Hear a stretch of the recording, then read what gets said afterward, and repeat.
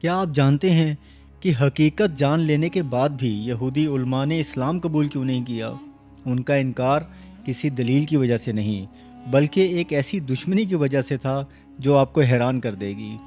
ایک مرتبہ چند یہودی علماء نبی صلی اللہ علیہ وسلم کے پاس آئے اور کہا، اگر آپ نے ہمارے سوالوں کا جواب دے دیا تو ہم ایمان لے آئیں گے۔ اور جب نبی صلی اللہ علیہ وسلم نے ان کے تمام سوالوں کا صحیح جواب دے دیا تو وہ حیران رہ گئے، لیکن پھر انہوں نے ایک عجیب بہانہ بنایا۔ انہوں نے پوچھا، آپ پر وحی کون لے کر آتا ہے؟ آپ صلی اللہ علیہ وسلم نے فرمایا، جبرائیل علیہ السلام۔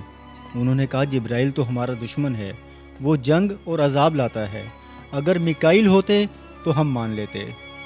اس پر اللہ تعالیٰ نے سورہ بقرہ میں آیت نازل فرمائی کہ جو جبرائیل کا دشمن ہے وہ میرا دشمن ہے، کیونکہ فرشتے اپنی مرضی سے نہیں، اللہ کے حکم سے وحی لے کر آتے ہیں۔ آج ہم بھی اکثر ایسا ہی کرتے ہیں۔ جو سچ بات ہماری مرضی کے خلاف ہو تو ہم اس سچ کو ماننے کی بجائے بات کرنے والے میں نقص نکالنا شروع کر دیتے ہیں۔ حق کو اس لیے نہ ٹھکرائیں کہ وہ آپ کی پسند کے مطابق نہیں ہے۔